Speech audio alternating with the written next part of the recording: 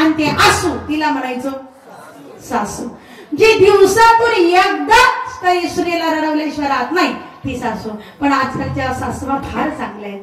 आजकालच्या सासवा आजकाल सासर कस राहिलेला नाही. आजकालच्या सासवा सुनांना एवढं समजून घेतात, एवढं समजून घेतात, खूप समजून घेतात. आजकाल सासर वास म्हणजे सासू वास नाहीये. आजकाल कोणता वास आहे?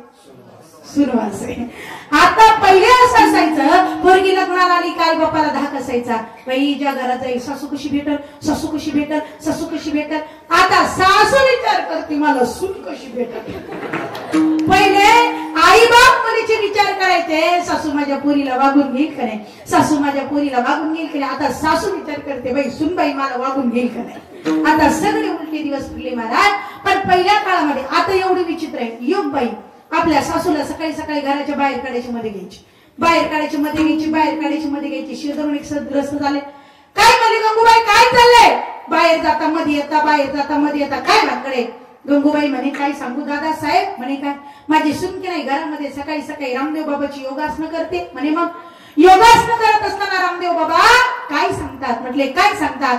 रामदेव बाबा सांगतात उत्तम योगासनं करण्यासाठी काय करा. म्हटले काय करा.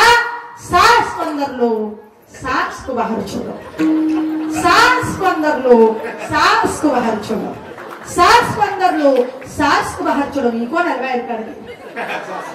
तर रामदेव बाबा सासू घराच्या बाहेर काढायला सांगितले का महाराज. एवढी विचित्र परिस्थिती निर्माण झाली. आता काय झालंय, एकदम मुली भेटत नाही. त्या काळामध्ये आपण एवढ्या स्त्रीभ्रूण हत्या केल्या, एवढ्या स्त्रीभ्रूण हत्या केल्या. त्या स्त्रीभ्रूण हत्यामुळे ती लक्ष्मी कोपावली, ती लक्ष्मी नाराज झाली, लक्ष्मी नाराज झाली. आणि त्यामुळे काय झालं, आता एवढी मुलींची कमतरता पडली. कुठेही जा कुणीच म्हणत नाही आमच्या मुलीला मुलगा बघा. लोक काय म्हणतात, हा आमच्या मुलीला, आमच्या मुलाला मुलगी पहा. आता इतकी बेकार परिस्थिती झाली. 1980 मध्ये नवरदेव हुंड्यात रेडिओ मागायचा, 1980 मध्ये नवरदेव हुंड्यात रेडिओ मागायचा, 1990 मध्ये नवरदेव हुंड्यात सायकल मागायला लागला, 2000 मध्ये नवरदेव हुंड्यात मोटरसायकल मागायला लागला, 2010 मध्ये नवरदेव हुंड्यात कार मागायला लागला. आणि आता 2023 मध्ये नवरदेव म्हणतो मामा फक्त पोरगी भेटली तर बस, हुंडा नको, हुंडा नको, दोन्ही बाजूचा बसताही मी करतो, डीजे वाल्याला मीच बोलितो, माझं घरात मीच नाचून घेतो, तुम्ही अजिबात टेन्शन घेऊ नका. तरी पोरीचा बाप म्हणतो यंदा नाही पाहू पुढच्या वर्षी. कशामुळे.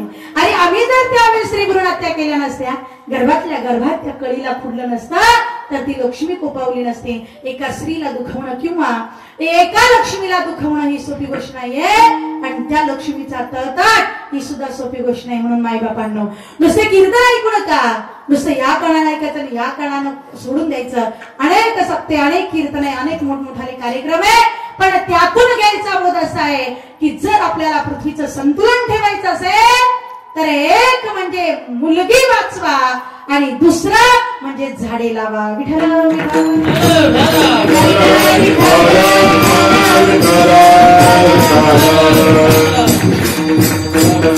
पूर्वीच्या काळामध्ये पण महिला मंडळ, पूर्वीच्या काळामध्ये खूप सासरवस असायचा.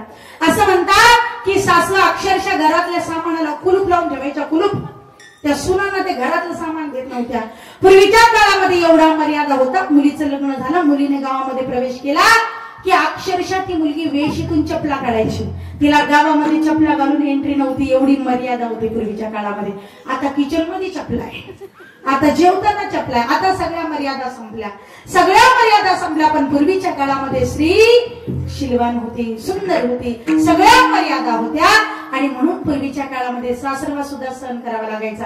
जनाबाई म्हणतात देवा माझी सासू मरू देत आई. जनाबाईंचं जर लग्नच झालेलं नव्हतं तर जनाबाईला सासू आली कुठून.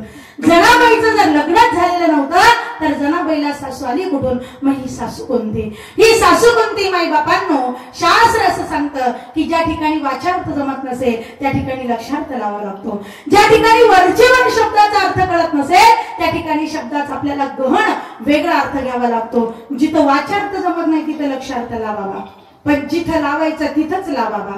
काही काही लोक कुठेही लावतात. एका कीर्तनामध्ये एक जणांना ऐकलं की तुकोबाराई म्हणायचे आम्हाला सर्प सुद्धा नारायणासारखे, आम्हाला विंचू सुद्धा नारायणासारखे. तुका म्हणाय सर्प विंचू नारायण, आम्हाला सर्प नारायणासारखे, विंचू नारायणासारखे. तुकोबाराने असं प्रमाणे सांगितलं. त्याने कीर्तनामध्ये ऐकलं. ते घरी गेलं.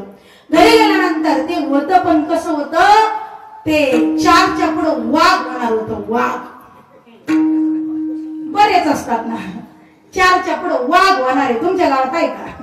हा, 4च्या पुढं वाघ होणार होतं. ते घरी गेलं. घरी गेल्यानंतर संध्याकाळ झाली. ते बाजारला गेलं. बाजारवरून अशी फुल टाकून आलं. टाकून आल्यानंतर घरी बसलं. घरामध्ये शेंगाच्या पोत्याची थप्पी लावलेली होती. त्या थप्पीच्या कोपऱ्यामध्ये एक विंचू निघाला. विंचू तो बायकोला म्हणला, अगं बाहेर रे, अगं बघ आज आपल्या घरी केवढा आनंदाचा दिवस, आपल्या घरी नारायण निघाले. म्हणले नारायण, आपल्या घरी नारायणानं दर्शन दिलं, नारायण निघाले. आता हिला माहित होते हे पिऊन येईल, याच्या काही नादी लागावं, हे टाकून आलेलं आहे. ती म्हणे अहो ते नारायण नाही, ते विंचू येऊ. म्हटले विंचू? तो म्हणला अजिबात नाही.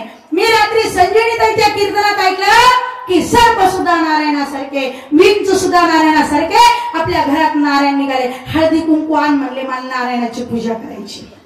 ती म्हणे तुमच्या पाया पडते, पण नारायणाची पूजा करू नका. जर तुम्ही नारायणाची पूजा केली तर नारायण तुम्हाला आशीर्वाद दिल्याशिवाय राहणार, नारायणाचा आशीर्वाद तुम्हाला भेटत. अहो पूजा करू नका. नाही म्हणले, हळदी कुंकू आण. आता तिलाही प्रश्न पडला, काय करू, पिलेलाही नादी तरी कसं लागाव. सगळ्यांच्या नादी लागाव, पण पिणाऱ्यांच्या नादी लागाव नाही. हे पिणारे सुद्धा आपण म्हणतो महाराज वेडे, पण ते वेडे नाही, ते अतिशहाणे असतात. पितात पण त्यांना सगळं कळतं.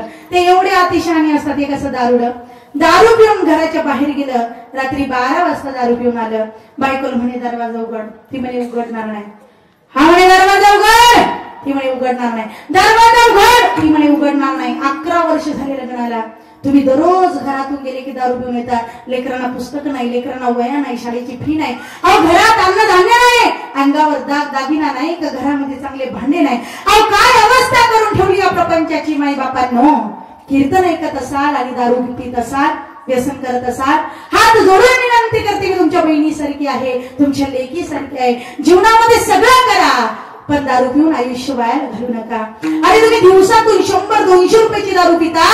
विचार करा तुम्ही महिन्याला किती खर्च करता. विचार करा तुम्ही प्रपंचाला वर्षाला किती खर्च करतात दारूसाठी. अरे तो पैसा तुम्ही प्रपंचातून काढतात, तुमच्या लेकरांच्या गरजा पूर्ण होत नाही. तुमची पत्नी अहो खूप दारिद्र्यात जीवन जगते, तुम्ही दारू पिऊन येता, तिला मारता.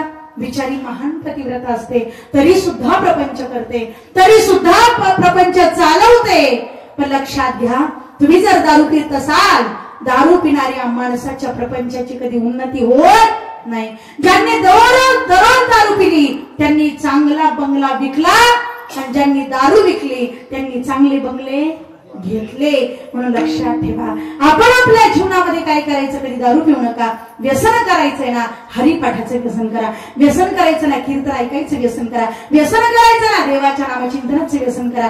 व्यसन करायचं ना, चांगल्या कार्याचं व्यसन करा. गोरगरिबाला मदत करायचं व्यसन करा.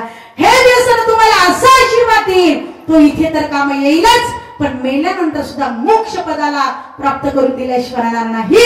हे असं व्यसन आहे.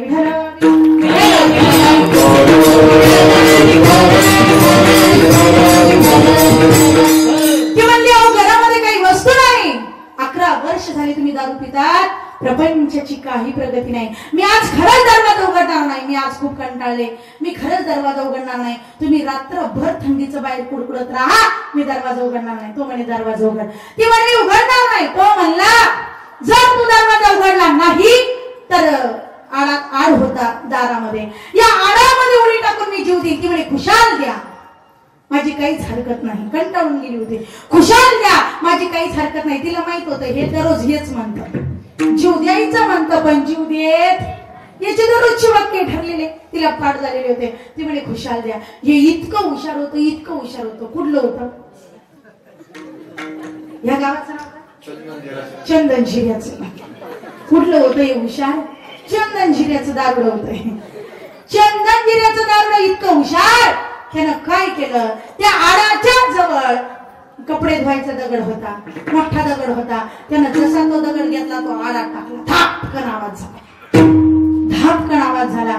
तिला वाटलं यानं आडा थोडी दररोज म्हणायचा टाकेन, पण टाकली नाही, पण आज मात्र नक्की टाकले. ती घाबरली. आता सौभाग्य पती आहे, सौभाग्याचं लेणं आहे, कुंकू आहे, काय करावं? बाहेर आली, घाबरली, आरडाओरड करायला लागली. मावशी, काका, अहो दरवाजा उघडा, माझ्या नवऱ्यानं आडामध्ये उडी टाकली. अहो दरवाजा उघडा, यमुनाबाई, गंगूबाई, अहो दरवाजा उघडा, माझ्या नवऱ्यानं आडामध्ये उडी टाकली. हे काय आडच जाईल होतं का?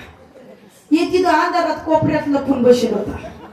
ती जशी बायांना आवाज द्यायला गेली, शेजाऱ्या पात्रांना आवाज द्यायला गेली, ये तिथून अंधारातून कोपऱ्यातून निघून घरात घुसला. बरं घुसलं तर घुसलं, यानं मधून कडी लावून घेतली. आणि जेव्हा तिला कडीचा आवाज आला, तिला वाटलं यानं उडी टाकलेली, हे तर घरात गेलं. घरात गेलं तर गेलं, यानं कडी लावून घेतली. ती रिटर्न आली. रिटर्न आल्यानंतर म्हणते, अहो दरवाजा उघडा. तो म्हणे उघडणार नाही. ती म्हणे दरवाजा उघडा. तो म्हणे उघडणार नाही. ती म्हणे मी तुमच्या पाया पडते, दरवाजा उघडा. तो म्हणे मी तुला सुद्धा असंच म्हणत होतो, तू उघडला का? तू नाही उघडला, मी पण नाही उघडणार. ती म्हणे दरवाजा उघडा. तो म्हणे उघडणार नाही. ती म्हणे मी शेजारच्या आजूबाजूच्या लोकांना, गल्लीतल्या लोकांना जमा करल, गावातल्या लोकांना जमा करल आणि त्यांना सांगल, बघा हे रात्री 12 वाजता मला घराच्या बाहेर ठेवतात, दरवाजा उघडत नाही. तो म्हणे खुशाल बोलव, खुशाल जमा कर. हुशार होत ते कुठलं? चंदनजीच. तो म्हणे खुशाल बोलव. गावचे आजूबाजूचे लोक जमा झाले का त्यांना मी प्रश्न विचारेल, काय ही एवढ्या रात्री 12 वाजता कुठं गेली होती? घराची कडी लावून ही रात्री 12 वाजता कुठं गेली होती? ही दारुड्याची अक्कल आहे मला, ही दारुड्याची अक्कल आहे. मग सगळ्यांच्या नादी लागायचं, त्यांच्या नादी लागायचं नाही. तसं हा म्हणला, अगं खरंच नारायण. ती म्हणे अहो नारायण नाही, हे विंचू. नाही नाही म्हणले नारायण, तो हळदी कुंकू आता ऐकायला गेलं नाही महाराज. मग तिने हळदी कुंकू दिला, यानं नारायणाच्या नांगीवर टाकला आणि नारायणाची पूजा केली. नारायणाची पूजा केली. जशी पूजा केली तसा नारायणाने याला विंचवाती नांगी तुका म्हणे सर्वांगी, तुका म्हणे सर्वांगी, तुका म्हणे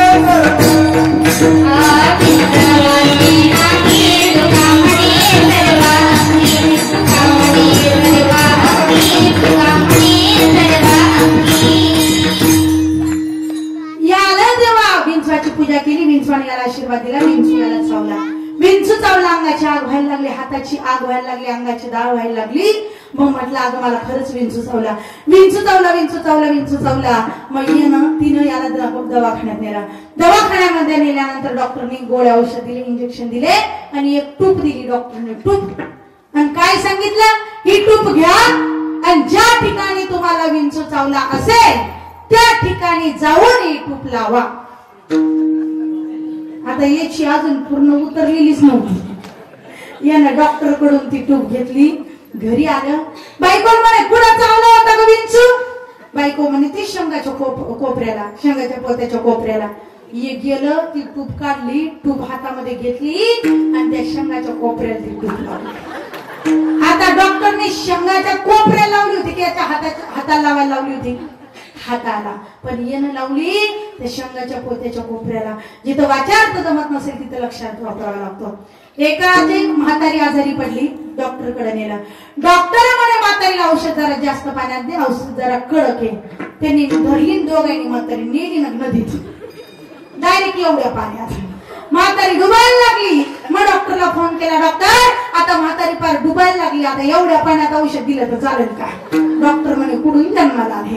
अहो एवढ्या पाण्यात नाही, औषधात जास्त पाणी टाका.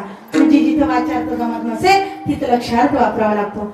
जनाबाई महाराज सांगतात तेव्हा माझी सासू मरू दे, पण कोणती सासू मरू दे माई बापांना? आपल्या जीवनामध्ये आपल्या प्रत्येकाला, कुणाचं लग्न झालेलं असो किंवा नसो, जीवनामध्ये प्रत्येकाला सासू आहे. त्या सासूचं नाव आहे माया. त्या सासूचं नाव काय आहे? माया. त्या सासूचं नाव आहे कल्पना. या दोन सासू आपल्या जीवनामध्ये प्रत्येकाला आहे. ही माया रूपी सासू तर एवढी अवघड काय सांगावं. ही माया रूपी सासू आपल्याला परमार्थ करू देत नाही. ही माया रूपी सासू आपल्याला संतांची संगती करू देत नाही. ही माया रूपी सासू आपल्याला दिंडीत जाऊ देत नाही. ही माया रूपी सासू आपल्याला दान धर्म करू देत नाही. ही माया रूपी सासू आपल्याला मंदिराला वर्गणी देऊ देत नाही. ही माया रूपी सासू आपल्याला सप्ताहाला वर्गणी देऊ देत नाही. ही माया रूपी सासू आपल्याला चांगल्या कार्यासाठी खर्च करू देत नाही. ही माया रूपी सासू आपल्याला प्रपंचापासून बाजूला होऊ देत नाही, ही माया रूपी सासू एवढी कठीण आहे.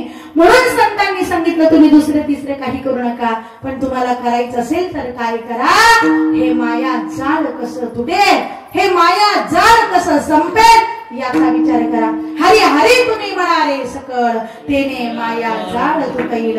काय करा, नको नको म्हणा गुंतो माया जाळी, आणि काळ आला जवळी ग्रासावया. संतांनी सांगितलं की या मायेच्या नादी तुम्ही लागू नका. मी आणि माझं जे दिसतंय ते सगळं माझं, घर माझं, दार माझं, बंगला माझं, गाडी माझी, इस्टेट माझी, प्रॉपर्टी माझी, हे माझं ते माझं, जमीन माझी, जुमला माझा, नोकरी माझी, दिसतंय ते सगळं माझं, हे शरीर माझं.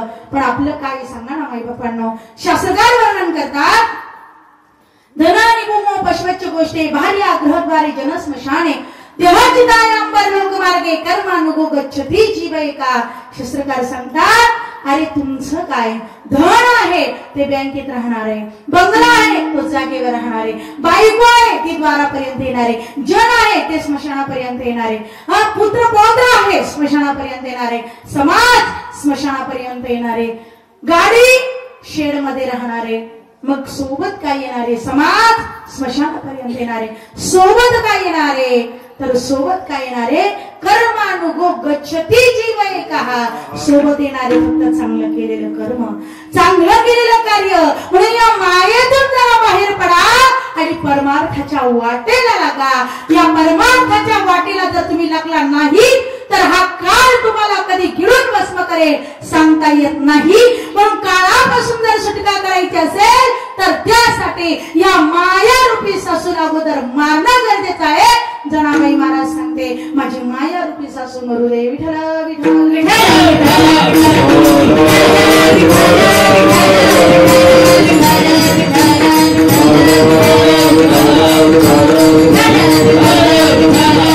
या मायेनं खूप जणांना नाडलंय, या मायेनं खूप जणांना आपल्या जाळामध्ये फसवलंय. ही माया इतकी अवघड आहे. एक बाई पंढरपूरला निघाली आणि पंढरपूरला निघाल्याच्या नंतर वेशी जवळ आली आणि वेशी जवळ आल्याच्या नंतर कधीच जात नव्हती. सुनबाई म्हटली, आत्या अहो जा ना पंढरपूरला, अहो जा, मी घरचं सगळं आवरून गेला, त्या जा.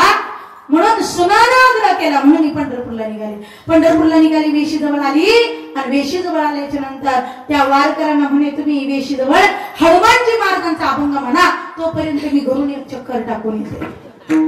माया बर का, कोणती सासू, माया. तुम्ही हनुमानजी महाराजांचा अभंग म्हणा, तोपर्यंत मी घरून एक चक्कर टाकून येते. घरी चक्कर टाकायला गेली, सुनाला म्हणते, सुनबाई मी पंढरपूरला चालले, पण माझ्या हाताचं दायित्व तोपलो नाही, मला आल्याशिवाय विकायचं, माझ्या हातांचा गौऱ्याचा करुडे माझ्याशिवाय फोडायचा.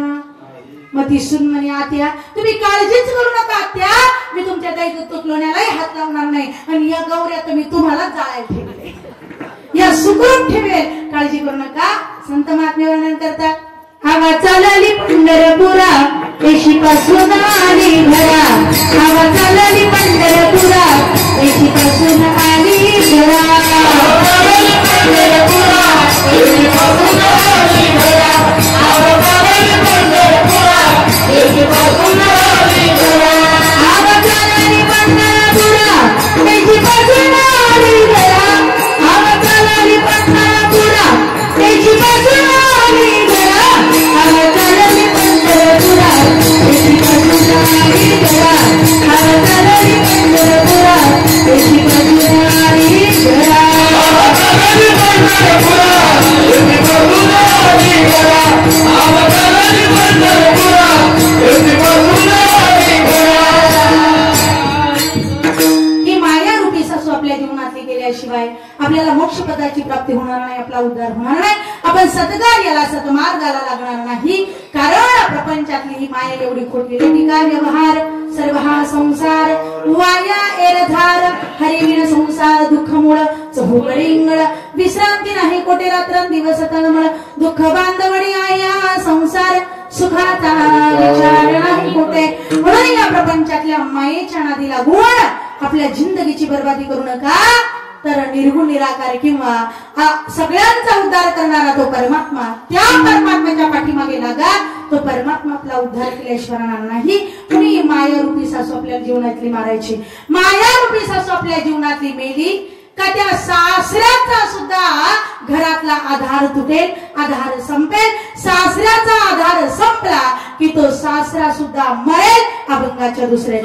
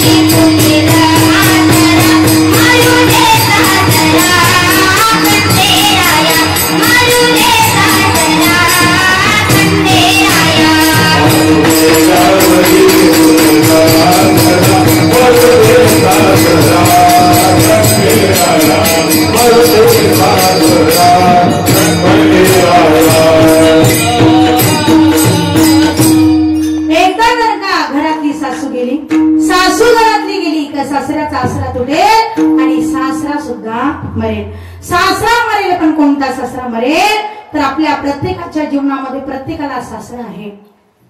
प्रत्येकाला सासरा आहे. तो सासरा कोणता तर प्रत्येकाच्या जीवनातला अहंकार म्हणजे प्रत्येकाचा सासरा आहे. हा अहंकार एवढा वाईट आहे माई बापांनो. हा अहंकार सुद्धा आपल्याला परमतत्वापर्यंत कधीच पोहोचू देत नाही. नामदेव महाराजांना अहंकार झाला तो सुद्धा देवाला सहन झाला नाही आणि म्हणून मुक्ताईने नामदेव महाराजांचा अहंकार उतरविला. अखंड दयाला देवाचा शेजार अनकार्य अहंकार गेला नाही. अहंकार देवाला सहन होत नाही. माणसाला थोडस काही प्राप्त झालं का अहंकार, थोडस माणसाजवळ पैसा आला अहंकार, थोडस माणसाजवळ सत्ता आली अहंकार, थोडस एखादं पद आलं अहंकार, थोडीशी एखादी कला आली अहंकार, थोडस चांगलं गायला यायला लागलं माझ्यासारखं गायक मी, थोडस चांगलं वाजवता यायला लागलं माझ्यासारखं वादक मी, थोडस चांगलं बोलता यायला लागलं माझ्यासारखा कीर्तनकार मी, थोडस चांगलं काही यायला लागलं की माझ्यासारखा विद्वान मी. हा अहंकार एवढा वाईट आहे ना माई बापांनो, हा अहंकार एवढा वाईट आहे काय सांगा. माणसाने कितीही कमावलं तरी माणसाला सोबत काहीच न्यायचं नाही. मग विचार करा, एका माणसाने 2 कोटीचा बंगला बांधला, 2 कोटीच्या बंगल्यामध्ये 28 लाखाचं बाथरूम बांधलं. सगळा बंगला मला दाखवला आणि सगळा बंगला दाखवल्याच्या नंतर म्हटले ताई चला बाथरूम बघायला. म्हटलं दादा आता सगळं पाहिलं, किचन पाहिलं, हॉल पाहिला, बाकीच्या बेडरूम पाहिल्या, डिझाईन पाहिली, फर्निचर पाहिलं, सगळं पाहिलं. आता बाथरूम मध्ये काय बघायचं? अहो ताई 28 लाखाचं बाथरूम आहे. म्हटलं दादा 28 लाखाचं बाथरूम म्हणलं, मनातल्या मनात म्हणलं 28 लाखाचं बाथरूम मानलं, त्या 14 लाखाच्या गरीबाचे 2 बंगले झाले असते. 28 लाखाच्या बाथरूम मध्ये असं नेमकं काहीतरी काय केलो, भला मोठा स्विमिंग पूल. ताई ही जी स्टाईल ना दिल्लीवरून आणली, ही जी अमकं ना कलकत्त्यावरून आणलं, हे इकडनं आणलं, ते मुंबईवरून आणलं. म्हटलं क्या बात आहे दादा, 28 लाखाचं बाथरूम बांधलाय दादा. पण मनातल्या मनात म्हणलं दादा 28 लाखाचं बाथरूम बांधलंय दादा, पण शेवटची आंघोळ अंगणात, शेवटची आंघोळ अंगणात. आणि किती लाखाचं बाथरूम आहे शेवटच्या आंघोळीला? हा तुमच्याकडे किती लाखाचं बाथरूम आहे? Open space. आणि पाणी तापवायला कोणतं गिझर आहे शेवटी? हा शेवटी कोणतं गिझर आहे पाणी तापवायला? 3 दगडाची चूल, गौऱ्या. हा अरे 28 लाखाचं बाथरूम बांधलं तर शेवटची आंघोळ अंगणात आहे. मग 28 लाखाचं बाथरूम बांधलं तर शेवटची आंघोळ अंगणात आहे. तर गर्व कशाचा करायचा, अहंकार कशाचा करायचा? अरे गरीब असला तरी शेवटच्या आंघोळ अंगणात, आणि श्रीमंत असला तरी शेवटच्या आंघोळ देव येतो. सगळ्यांच्या नादी लागायचं पण देवाच्या नादी लागायचं नाही. सगळ्यांसाठी देवानं नियम सारखाच ठेवलाय. मग गर्व कशाचा करता? नम्र झाला भूता त्याने कोण दिली अनंता. आणि जो नम्र झाला, जो वागला, ज्याने नम्रता अंगामध्ये मानली, त्याने सर्व संपादन केलं. त्याच्यासारखा श्रेष्ठ कोणी नाही. ज्या झाडाला फळं जास्त असतात ते झाड असं वाकलेलं असतं, ज्या झाडाला फळं कमी असतात ते असं ताट उभं राहतात. म्हणून माणसाने नम्र झालं पाहिजे, माणसाने वागलं पाहिजे. नम्रता माणसाच्या जीवनातला अत्यंत महत्वाचा गुण आहे. अहंकार कुठल्याच गोष्टीचा करू नका. आणि संपूर्ण जगाचा जगत जेता होता राजा सिकंदर, जगत जेता. पण जगत जेता असून सुद्धा मरताना काही सोबत नेलं?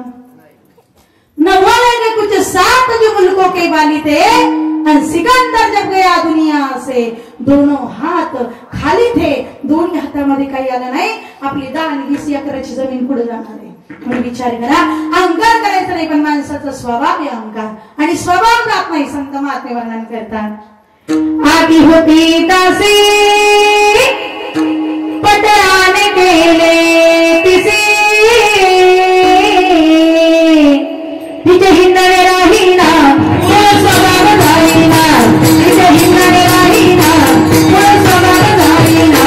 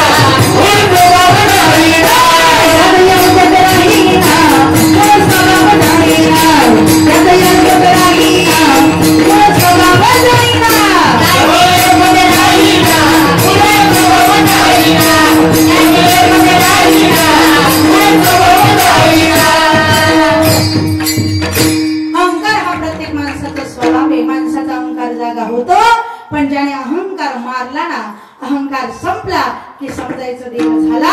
म्हणून आपल्या जीवनातला अहंकार दूर करा.